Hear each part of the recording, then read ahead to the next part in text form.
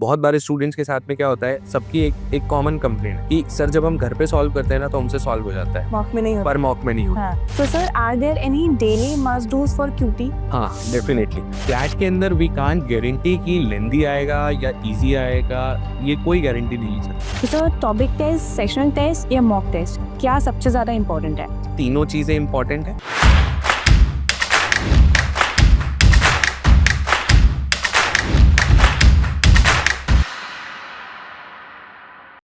Hello everyone, I am Kartika and welcome to law prep. और comment section में सही सही बताना, क्या आप ही उन बच्चों में से हो जिनने लॉ ये सोच के लिया था कि अब तो मैथ्स पढ़ना ही नहीं पड़ेगा, एंड मैथ्स अब पढ़ना है, क्लैट में है, बाकी लॉ एंट्रेंसेस में है, तो मैथ्स में डाउट्स भी काफ़ी सारे आते हैं। एंड आज उन्हीं सारे क्वेश्चंस का आंसर देने के लिए हमारे साथ हैं Nigesh sir. Hi sir. Hello ma'am, how are you? I am good sir, how are you? All good ma'am. Okay sir, तो सबसे पहली चीज़ तो जैसे अभी मैंने बच्चों को बोला कि उनने सोच के ये लिया होता है कि मैथ्स नहीं पढ़ना पड़ेगा, तो क्या इम्पोर्टेंस है क्यूटी की लॉ में? मैम देखिए, फर्स्ट ऑफ ऑल तो ये वाला जो थॉट प्रोसेस है कि मैथ्स नहीं पढ़ना पड़ेगा, मैं उसको एड्रेस करता हूँ। बहुत सारे लोग ना मैथ्स को स्कूल लेवल से पढ़ते आए हैं सिर्फ इस ऑब्जेक्टिव से कि कभी भी हम क्वेश्चन सॉल्व करने जाते हैं तो इक्वेशन क्या बनेगी या फॉर्मूला क्या यूज होगा। बहुत कम ऐसा हुआ है कि स्टूडेंट्स ने ना इंटरप्रिटेशन पे बहुत ज़्यादा फोकस करा है। नाउ क्लैट के लिए जो मैथ्स हमसे पूछा जा रहा है, जिस तरीके के क्वेश्चंस हमसे पूछे जा रहे हैं, they are more related to calculation and basic interpretation rather than the usage of the difficult formulas। तो ऐसा ऐसा कुछ नहीं है कि आपको बहुत कुछ रटना है और फिर रट करके फॉर्मूले में वैल्यूज डाल डाल के सॉल्व करना है। तो ये थॉट प्रोसेस बिल्कुल नहीं होना चाहिए कि ना हमने तो चूज ही इसलिए करा था। ठीक है, ओके, आपका जेन्युइन इंटरेस्ट भी हो सकता है। Yes, for some of you it might be a genuine advantage कि आपको बहुत ज्यादा मैथ्स नहीं पढ़ना है, विच इज गुड। तो बेसिक मैथ्स आता है, 8 9 10 तक के टॉपिक्स हैं जो कि सारे बच्चे they are very well equipped to solve those things. Okay, अगर इंटरप्रिटेशन पे सही से फोकस किया जाए तो। Okay, now let's talk about importance. तो देखिए, इम्पोर्टेंस बहुत ज्यादा है फॉर अ शेयर रीजन कि मैथ्स एक ऐसा सब्जेक्ट है जिसमें कि पहली बात तो कोई एम्बिग्विटी नहीं होती। हमने क्वेश्चन सॉल्व करा, आंसर 22 आना है, तो आपको एक ऑप्शन दिख जाएगा 22। ऐसा नहीं होगा यहाँ पे कि ऑप्शन बी और सी में आप कंफ्यूज हैं कि 20 बी आएगा या सी आएगा। दूसरी चीज, एक बहुत लिमिटेड टाइम पीरियड के अंदर बेसिक एप्लीकेशन के थ्रू आप एक डिसेंट स्कोर बड़ा आराम से लेकर के आ सकते हैं। Say suppose we talk about a score of 8 to 10 marks, जो कि आराम से आप 10-12 मिनट्स के अंदर यहाँ पर स्कोर कर सकते हैं। एंड बिकॉज क्योंकि कम टाइम में ये स्कोर आ जाता है, तो it gives a genuine edge over students जो कि नहीं ला पा रहे हैं। क्योंकि जब आप एक पैसेज रीड करने जाएंगे तो obviously it is a time taking process, एक डिसेंट नंबर ऑफ मिनट्स आपको चाहिए उसको करने के लिए। बट यहाँ पे 12 मार्क्स लाना या 10 मार्क्स लाना या एटलीस्ट 8 के अराउंड का स्कोर लेकर के आना बिकम्स कंपैरेटिवली ईजियर अगर आपने कुछ चीजें, बेसिक प्रोसेस आपने रेगुलर फॉलो करा है, आपने प्रैक्टिस करी है, आपको कंसेप्ट क्लियर है, तो आप बहुत जल्दी 8 to 10 का स्कोर यहाँ पे लेकर के आ सकते हैं। ओके। तो सर जैसे अब 2 महीने अराउंड ही बचा है क्लैट में, इस टाइम पे अगर बच्चे ने अभी तक स्टार्ट नहीं किया हो, तो क्या पॉसिबल है वो अभी भी मैथ्स की क्यूटी की प्रैक्टिस कर सकता है एंड 12 नहीं, बट एटलीस्ट अराउंड 8 to 10 ला सकता है? हाँ, बिल्कुल पॉसिबल है। अगर आप प्रीवियस ईयर पेपर्स का थोड़ा बहुत भी एनालिसिस लेकर के चलेंगे तो यू विल फाइंड कि क्लैट कंसोर्टियम ने मेजॉरिटी जो क्वेश्चंस आपसे पूछे हैं, वो आपके बेसिक एप्टीट्यूड को एड्रेस करते हुए टॉपिक से पूछे हैं। So for example we are talking about topics like percentage, profit loss ratio, average. ये स्पेशली अगर मैं बात करूं इन 3 टॉपिक्स की, परसेंटेज, रेशो और एवरेज की, अगर आपने ये 3 टॉपिक्स भी बहुत अच्छे से सॉल्व कर लिए तो आप देखेंगे कि आप एटलीस्ट 5 6 7 का स्कोर इजीली ला पा रहे हैं। Okay, there is a possibility कि अगर टीएसडी का केसलेट आ गया जैसा कि क्लैट कंसोर्टियम ने सैंपल पेपर में दिया था, तो शायद आप उसको सॉल्व ना कर पाए। बट पूरा का पूरा पेपर उतना डिफिकल्ट लेवल पे आएगा, उसके चांसेस थोड़े से लो रहते हैं। आपके पास में कुछ ना कुछ हमेशा मिलेगा पेपर के अंदर which is on the easier to moderate side. और जब हम इजी टू मॉडरेट लेवल के टॉपिक्स की बात करते हैं तो हमारे पास में परसेंटेज, रेशो और एवरेज, ये 3 ऐसे टॉपिक्स आते हैं जो कि स्टूडेंट अगर अब भी स्टार्ट करता है तो बहुत इजीली कवर कर सकता है। और मैं यहाँ पे एक चीज बताना चाहूंगा अपने व्यूअर्स को भी, आपको भी, मैथ्स का जो सिलेबस है ना वो इस तरीके से डिजाइंड है ये बेसिक एप्टीट्यूड का, कि फॉर एग्जांपल आपने अगर परसेंटेज कर लिया तो प्रॉफिट लॉस और एसआईसीआई के अंदर वही सेम कॉन्सेप्ट हैं जो कि परसेंटेज में हम यूज करते हैं, वही के वही concept as it is use हो जाते हैं। जैसे फॉर एग्जांपल परसेंटेज में हम बात करते हैं कि एक नंबर को अगर 20% इंक्रीज करना है तो वी कैन डायरेक्टली कैलकुलेट 120%। हुँ, सेम चीज़ प्रॉफिट लॉस में किस तरीके से प्रेज़ेंट कर दी जाती है कि एक शॉपकीपर ने एक आर्टिकल को सेल करा और उसे प्रॉफिट हुआ 20% का। Right. So it is a simple concept कि जब आर्टिकल सेल किया गया है तो उसने बेचा 120% पे है and he must have bought it at 100%, okay. तो cost price becomes 100%, selling price becomes 120%, okay, and the profit is 20%। Same चीज़ इंटरेस्ट में एप्लीकेबल है। अमाउंट 120% होगा, बेस यानी कि प्रिंसिपल आपका 100% होगा और इंटरेस्ट 20% होगा। तो परसेंटेज अगर आपने कवर करा तो प्रॉफिट लॉस एसआईसीआई बहुत ईज़िली कवर हो जाता है। रेशो अगर आपने कर लिया तो वेरिएशन पार्टनरशिप बहुत ईज़िली हो जाता है क्योंकि डायरेक्ट एप्लीकेशन है। आप पार्टनरशिप के अंदर रेशो की ही बात करते हो कि प्रॉफिट किस रेशो में डिवाइड होना चाहिए। एवरेज कर लिया है तो वेटेड एवरेज हो जाएगा, तो मिक्सचर एलिगेशन रेशो और वेटेड एवरेज को यूज करके आराम से सॉल्व हो जाता है। And you if you look at the entire course structure तो उसमें से 70% जो हुँ, आपका अर्थमेटिक है apart from time and work, mensuration and time speed distance and Venn diagrams, majority portion is this.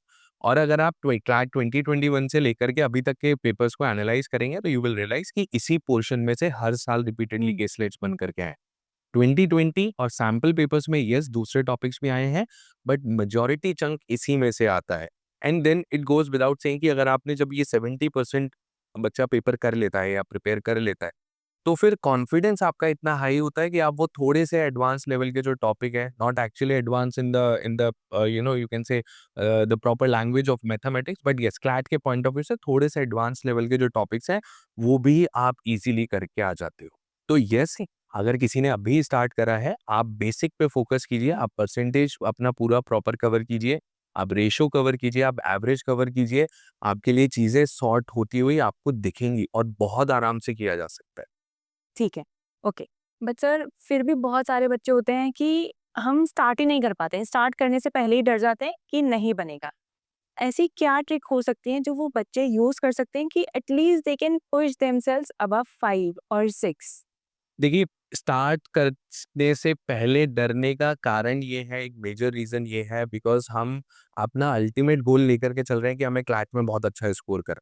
लेकिन हम उस स्कोर तक पहुँचने के लिए जो ड्यू प्रोसेस है, हम उस पे बिल्कुल फ़ोकस नहीं कर। आपको अगर कोई भी मैथ्स का टॉपिक अच्छे से कवर करना है, it is a simple process. आप उस टॉपिक के concept based single liner question solve कीजिए। मेजॉरिटी स्टूडेंट्स जब प्रिपरेशन स्टार्ट करते हैं, तो उनको ये रियलाइज़ होता है कि भई हमसे मैथ्स के अंदर केसलेट पूछा जा रहा है। तो वो क्या करेंगे, वो किसी भी टॉपिक का केसलेट उठा करके सॉल्व करना स्टार्ट करते हैं। नाउ केसलेट है क्या चीज़? केसलेट एक फ्लो ऑफ इन्फॉर्मेशन है जो कि पैसेज के अंदर आपको डेटा दे रखा है। आप उसको इंटरप्रेट करोगे। अब इंटरप्रिटेशन के अंदर वही छोटे-छोटे कांसेप्ट जो आप इंडिविजुअल सिंगल लाइनर क्वेश्चंस में आंसर करते हो, वही कॉन्सेप्ट यूज़ होते हैं। आपका वो वाला पार्ट वीक है, तो आपसे केसलेट इंटरप्रेट नहीं हो रहा। आपको कैलकुलेशन ट्रिक्स आपकी प्रैक्टिस नहीं है, तो आपसे कैलकुलेशन नहीं हो रही एंड देन कम्स दैट कि क्यूटी मेरे से नहीं होगा। राइट। ठीक है? तो प्रोसेस है, आप सिंगल लाइनर क्वेश्चंस पहले सॉल्व करो सो दैट आपको इंडिविजुअली एक क्वेश्चन के अंदर जो एक बेसिक सा कॉन्सेप्ट यूज़ हो रहा है, वो आपका दिमाग में बहुत अच्छे से क्लियर हो जाता है। देन उन क्वेश्चंस का कलेक्शन जो कि एक केसलेट होता है, उसको फिर आप अप्रोच करो। स्टूडेंट्स क्या कर रहे हैं, डायरेक्ट पीछे से स्टार्ट कर रहे हैं। पीछे से स्टार्ट करने से नहीं होगा। येस, फ्लैट में वही पूछ रहे हैं, आई एग्री, बट उसका एक प्रोसेस है। आप बेसिक से स्टार्ट कीजिए और फिर आप केसलेट्स इंटरप्रेट करने जाएँगे, तो मोस्टली केसलेट में आपको ये रियलाइज़ होगा कि अरे! ये इंडिविजुअली हमने आंसर कर रखा था। उनको कलेक्टिवली अब हमें हुँ, आंसर करना सीखना है, which is basic application of any topic. Okay. So sir are there any daily must dos for QT? हाँ, definitely. Uh, at least 2 to 3 sets आपको डेली सॉल्व करने हैं। Now I am talking about sets, but I am assuming कि आप basic वाला part cover कर चुके हैं। सो जो भी स्टूडेंट्स हैं जिन्होंने कि बेसिक सिंगल लाइनर क्वेश्चंस कर लिए हैं, conceptually they are quite strong in those concepts. आपको पता है कि भाई ठीक है, परसेंटेज के क्या-क्या कॉन्सेप्ट्स हैं, मेरे को पता है, प्रॉफिट लॉस है, मुझे मालूम है, एसआईसीआई मुझे मालूम है। तो आप डिफरेंट डिफरेंट टॉपिक्स के केसलेट सॉल्व कर सकते हैं, जो कि हमारे मॉड्यूल्स के अंदर टॉपिक वाइज़ ऑलरेडी गिवन है।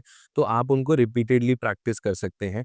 सेकेंडली, बहुत सारे स्टूडेंट्स के साथ में ये होता है कि सर मॉड्यूल तो हमने सॉल्व कर लिया, ठीक है, अब क्या करें? नेक्स्ट क्या कर सकते हैं रेगुलर बेसिस पे, क्योंकि अब काफ़ी बहुत ज़्यादा टाइम नहीं है, 2 एंड हाफ मंथ्स ही है हमारे पास में। तो एक सिंपल सा एडवाइस है सबके लिए, आपने आपको हर मटेरियल, हर केसलेट आपको 2 बार सॉल्व करना होता है। पहले जब आप उसको कांसेप्ट बिल्डिंग के पॉइंट ऑफ व्यू से सॉल्व कर रहे हैं, जहाँ आपका क्लियर कट ऑब्जेक्टिव होता है कि मुझे यहाँ से सीखना है और मुझसे ये क्वेश्चन सॉल्व हो जाना चाहिए। ठीक है। सेकंड, तब जब आप उसको प्रैक्टिस के पॉइंट ऑफ व्यू से देख रहे हैं, आप खुद को टेस्ट करने के पॉइंट ऑफ व्यू से देख रहे हैं कि ठीक है, मुझे सॉल्व करना आता है, अब क्या मैं इसी चीज़ को एक गिवन सेट टाइम के अंदर सॉल्व कर सकता हूँ क्या? तो रेगुलर बेसिस पे क्या करना है, अगर आपने अभी तक कांसेप्ट बिल्डिंग वाला पार्ट आपका मिसिंग है, तो पहले आप उसको कवर करेंगे। और अगर कांसेप्ट बिल्डिंग आप ऑलरेडी कर चुके हैं, आप एक बार केसलेट सॉल्व कर चुके हैं, प्रैक्टिस आप बेसिक आपका प्रैक्टिस डन हो चुका है, तो अब आप टाइमर लगा करके सॉल्व करना स्टार्ट कीजिए। ये आपके पास में 2 केसलेट आपने पिक करे, आपको पता है कि आप मॉक के अंदर 15 मिनट्स के अराउंड देते हैं, एंड क्योंकि आपने पहले सॉल्व करा है, तो you will have a basic idea कि ये केसलेट लेंदी था, ये हुँ। केसलेट आसान था, इसमें ज़्यादा ट्रिक्स थी। तो you can Fairlie set and assess कि मेरे को इसके अंदर अप्रॉक्सिमेटली 15 मिनट्स का टाइम लगना चाहिए, या 2 बहुत ही आसान से केसलेट है, तो मैं खुद को थोड़ा-सा पुश करूँगा कि let me try and solve this within 10 to 12 minutes, क्योंकि क्लैट के अंदर वी कांट गारंटी कि लेंदी आएगा या ईज़ी आएगा, ये कोई गारंटी नहीं है सर। जैसे 2024 का पेपर था, it was a cake walk for a lot of students, लेकिन 25 में थोड़ा-सा चेंज हुआ। आंसर्स एकदम इंटीजर नहीं आ रहे थे, डेसिमल्स के अंदर आ रहे थे। तो थोड़ा-सा people were put out of their comfort zones, तो उसके लिए प्रिपेयर होना पड़ेगा। तो बेटर है कि आप खुद से ही उसकी तैयारी करके जाओ। आपको पता है कि ये जल्दी सॉल्व हो सकता है, आप 2 मिनट कम करके टाइमर सेट कर दो, आप उसको कोशिश करो 12 में ही करना है। डोंट बी कॉम्प्लेसेंट एंड से कि नहीं 15 में तो हो रहा है। ऐसा नहीं, 12 में करने की कोशिश करो। आपको पता है ये लेंदी है, इट विल टेक टाइम। मैंने 2 ऐसे केसलेट पिक करे हैं जो कि दोनों के दोनों काफ़ी लेंदी हैं। तो कोशिश करो कि आप 15 टू 20 मिनट्स में उनको सॉल्व कर पा रहे हो। ठीक है। तो ये छोटी-छोटी सी चीज़ें हैं जो कि हर स्टेज का स्टूडेंट अपनी रिक्वायरमेंट के अकॉर्डिंग अगर प्रैक्टिस करता है, तो even within next 2 and a half months which is left, आप आराम से at least you can make sure कि आप 8 के आसपास 6, 7, 8 का स्कोर आप लेकर के आ पा रहे हैं। ठीक है, ओके। सर कोई ऐसे रिसोर्सेज़ हैं जो आप बच्चों को बताना चाहेंगे कि वो यूज़ कर सकते हैं, उनको रेफ़र कर सकते हैं क्यूटी की प्रैक्टिस करने के लिए? हाँ, बिल्कुल है। देखिए, एक तो अपने मॉड्यूल्स आप डेफ़िनिटली सॉल्व कीजिए, ठीक है? जो बेसिक हैंडआउट्स वगैरह आपको दिए जाते हैं क्लास में पढ़ते वक़्त में, वो आप डेफ़िनिटली आपको करना ही करना है, क्योंकि they are specifically designed for your concept building part, ठीक है? वो हर मेंटर करता है उस चीज़ को, ठीक है? सेकंडली, जो सबसे क्रूशियल रिसोर्स है, that is previous year papers, ठीक है? तो प्रीवियस ईयर पेपर सॉल्व करना बहुत इम्पोर्टेंट है। अब प्रीवियस ईयर पेपर का मतलब सिर्फ़ ये नहीं है कि मैंने 2020 जब से पैटर्न चेंज हुआ था, वहीं से स्टार्ट करा। आप प्रीवियस ईयर पेपर के अंदर percentage, profit loss, SI, CI, time and work, time speed distance, Venn diagram, ratio, average, mixture, alligation, ये सारे टॉपिक्स हैं जो कि स्टार्टिंग से पूछे जा रहे हैं। यस, कुछ टॉपिक्स आपको वहाँ पे मिलेंगे जो कि नहीं पूछे गए थे। फॉर एग्जांपल पीएनसी प्रोबेबिलिटी अब कम आता है, या चांसेस उसके आने के कम है, ठीक है? वेरी अनलाइकली कि उसपे केसलेट बन करके आएगा। Again it is possible, but unlikely है। तो आप आपके पास में इतने प्रीवियस ईयर पेपर हैं राइट फ्रॉम 2008। आप अगर क्लैट और एलिट के प्रीवियस ईयर, और पहले के टाइम पे एलिट के अंदर भी आया करता था, हाँ। और एलिट में ज़्यादातर अच्छे क्वेश्चंस पूछे गए हैं, कंसेप्चुअल क्वेश्चंस पूछे गए हैं। तो इन रिसोर्सेज को अगर आप फॉलो करते हो, तो you will get a decent idea कि किस लेवल पे जाकर के प्रिपेयर करना है, किस तरीके के क्वेश्चन मुझसे पूछे जा सकते हैं। एंड देन ऑब्वियसली 2020 ऑनवर्ड्स तो आपके पास में जितने भी क्लैट कंसोर्टियम ने सैंपल पेपर्स रिलीज करे हैं, जितने भी प्रीवियस ईयर पेपर्स हुए हैं, वो सारा मटेरियल आपके पास में अवेलेबल है, वो डेफिनेटली आपको करना चाहिए। प्लस इसके साथ में आपके पास में क्लैट क्रैकर है, ठीक है? वो भी आप सॉल्व कर सकते हैं, which is going to be very helpful for your preparation. तो sir topic test, sessional test या मॉक टेस्ट, क्या सबसे ज़्यादा इम्पोर्टेंट है? काइंड ऑफ तीनों चीज़ें इम्पोर्टेंट है। Mock test will give you a realistic picture और आपकी एक स्टैंडिंग कि आप जब पाँचों सेक्शन को साथ में अटेम्प्ट करते हैं, तो वेयर डू यू स्टैंड, कहाँ पे आप लैग कर रहे हो, उसमें स्ट्रैटेजिकल कोई पॉइंट हो सकता है, जहाँ पे आप इम्प्रूव कर सकते हो, या फिर कंसेप्चुअल कोई पॉइंट हो सकता है कि किसी पर्टिकुलर टॉपिक के क्वेश्चंस आपको ज़्यादा ट्रबल कर रहे हैं, ठीक है? सेक्शनल टेस्ट इंपॉर्टेंट है बिकॉज़ सेक्शनल टेस्ट आपको आदत डालता है कि एक गिवन टाइम फ्रेम के अंदर आपको इस सेक्शन को अटेम्प्ट करना ही है। बहुत बार स्टूडेंट्स के साथ में क्या होता है, सबकी एक एक कॉमन कंप्लेंट है कि सर जब हम घर पे सॉल्व करते हैं ना, तो हमसे सॉल्व हो जाता है, मॉक में नहीं पर होता। मॉक में नहीं होता। हाँ। उसका रीज़न क्या है? उसका रीज़न है, एक तो घर पे आप अपने कंफर्ट ज़ोन में हो, ठीक है? एक रिलैक्स्ड स्पेस में हो। ऑल्सो आप उस टाइम पे जब आप उस क्वेश्चन को ट्राई कर रहे हो, you are only thinking about maths, ठीक है? आप जब मॉक में उसको अटेम्प्ट करते हो तो आप थोड़ा-सा एक बैगेज रहता है कि मैंने लीगल का सेक्शन पहले अटेम्प्ट करा था, वहाँ पे क्या हुआ है? या मुझे आगे कौन-सा सेक्शन अटेम्प्ट करना है या से सपोज़ लास्ट में अटेम्प्ट कर रहे हैं तो कुछ ही टाइम बचा है मेरे पास में, ठीक है?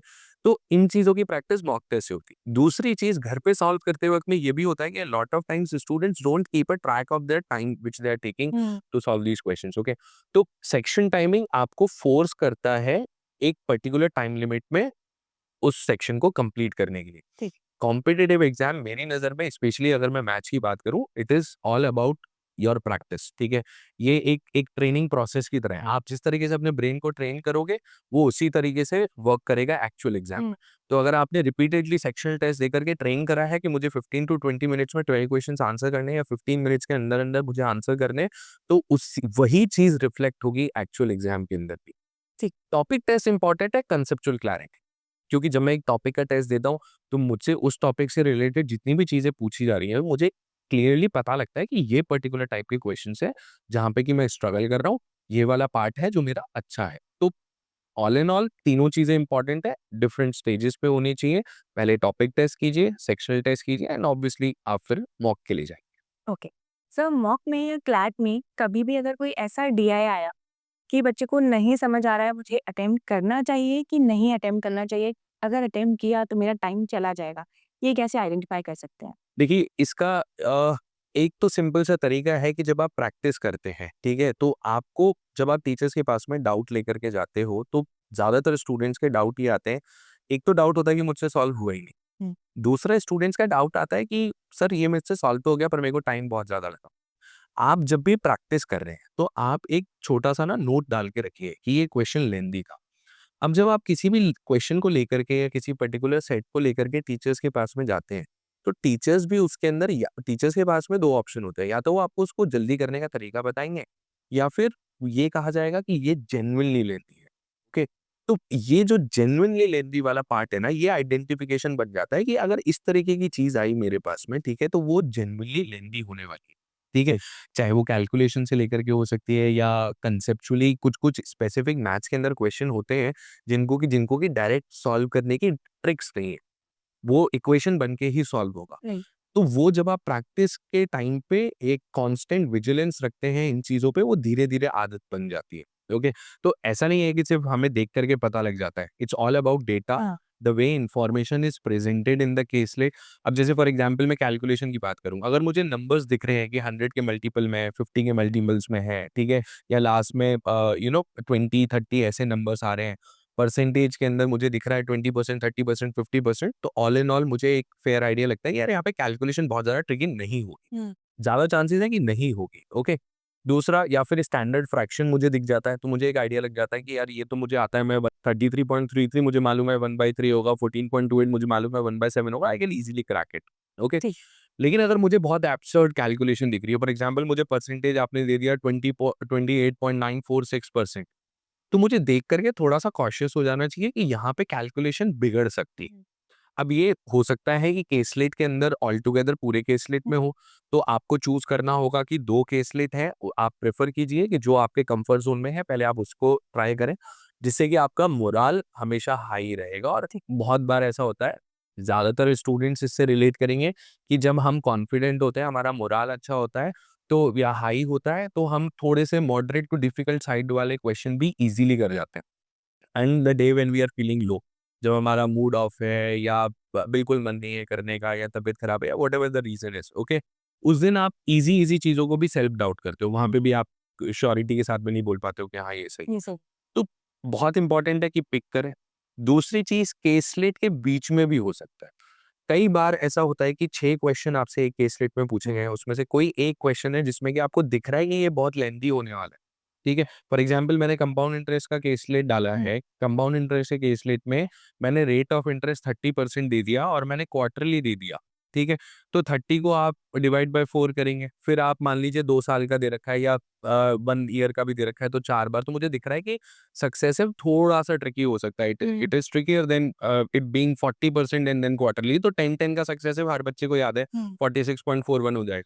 लेकिन अगर डेसिमल में जा रहा है तो मुझे पता है ये थोड़ा-सा ट्रिकी हो सकता है, तो मैं एक स्टेप बैक ले सकता हूँ। उस क्वेश्चन को उस मोमेंट के लिए छोड़ सकते हैं। आगे मूव ऑन कर जाते हैं, ठीक है? हो सकता है अगला वाला केसलेट जो मैं ट्राई करने वाला हूँ, वो उससे भी ज़्यादा ईज़ी हो। तो rather than sticking to that question just because मुझे सक्सेसिव सॉल्व करना आता है, मैं उस क्वेश्चन के अंदर 2 टू 3 मिनट्स अपने स्पेंड कर दूँ और फिर मुझे दिख रहा है कि ये तो कैलकुलेशन बिल्कुल हेवाय चली गई है और मुझसे नहीं हो रहा है, मैं ज़बरदस्ती कुछ टिक करके आ रहा हूँ और मेरा टाइम भी खराब हो जा रहा है और मेरे से हो सकता है 3 क्वेश्चन छूट जाए। इट्स बेटर कि उस 1 क्वेश्चन को छोड़ के मैं 3 क्वेश्चन वहाँ आंसर कर दूँ। तो ये विज़डम जो है, ये आता सिर्फ़ और सिर्फ़ प्रैक्टिस के ही। ये जितना कांस्टेंट आपका विजिलेंस होगा, जितना बेटर तरीके से आप एनालिसिस करेंगे, ठीक है? मॉक डायरी में आपको दिया जाता है क्वांटिटेटिव टेक्निक्स में आपको क्या-क्या लिखना है, यही चीज़ें जो वहाँ मेंशन करनी होती हैं कि यहाँ पे इस तरीके के क्वेश्चन में मैं फँस रहा था, यहाँ कैलकुलेशन डिफ़िकल्ट थी।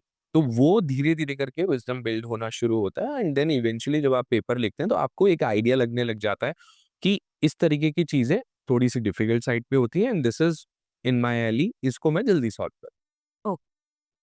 सर, अगर बच्चे ने कुछ कैलकुलेट किया, उसका एग्ज़ैक्ट नहीं बट अराउंड अराउंड वो आंसर आ रहा है, तो क्या उसको टिक करना चाहिए चूज़ करके या उसको छोड़ देना चाहिए? सिंपल फंडा है, अगर नन ऑफ दीज़ एक ऑप्शन दे रखा है, हुँ, ठीक है, आउट ऑफ द 4 तो आपको छोड़ना पड़ेगा, ठीक है? क्योंकि नन ऑफ दीज़ का मतलब है क्वेश्चन बनाने वाला, question curator wants you to calculate it to the T, hmm, okay? तभी उसने नन ऑफ दीज़ एक ऑप्शन डाला है। अगर नन ऑफ दीज़ नहीं दे रखा है और मान लीजिए आपका answer your answer has to be 36.41% you आपने अप्रॉक्सिमेटली 35 36 के आसपास आपका आ गया है, mark it and move on. In fact ये चीज़ हम अप्रॉक्सिमेशन में सिखाते भी हैं हुँ, कि अगर नन ऑफ दीज नहीं दे रखा और इंटीजर वैल्यू डिफरेंट है चारों ऑप्शन के अंदर तो आप इंटीजर पे फोकस कीजिए, डेसिमल आपको कैलकुलेट करने की जरूरत नहीं है। अगर आपका आंसर 36.41 आ रहा है, आपने 36 तक आप पहुंच गए, you can easily mark it and move on. हाँ, जी, लेकिन नन ऑफ दीज अगर दे रखा है then you have to be 100% sure. तो उस केस में I would not recommend taking the risk, okay? क्योंकि वहाँ पे अच्छे खासे चांसेस हैं कि या तो आपने कैलकुलेशन में कुछ ब्लेंडर करा है या फिर वो कैलकुलेशन जेन्युइनली डिफिकल्ट थी, वो आपको फँसाने के लिए दी गई थी। ओके, तो ये चीज़ों का ध्यान रखना है, नन ऑफ दीज़ नहीं है, move on. Hmm, okay. And sir, any tips जो आप बच्चों को देना चाहेंगे ये लास्ट फेज़ के लिए? लास्ट फेज़ में देखिए, एक तो टाइमिंग के हिसाब से अपने ब्रेन को ट्रेन कीजिए कि हमें इतने टाइम में सेट सॉल्व करने हैं। हुँ, मेजॉरिटी स्टूडेंट्स जो अच्छा कर रहे हैं वर्सेस दोज़ स्टूडेंट्स जो उतना अच्छा नहीं कर रहे हैं, उनमें डिफरेंस इसी चीज़ का है कि जो बच्चे अच्छा कर रहे हैं, they have trained themselves to और their their brain to react in a particular fashion, ठीक है? वर्सेस दोज़ जिनको कि अभी उतनी आदत नहीं हुई।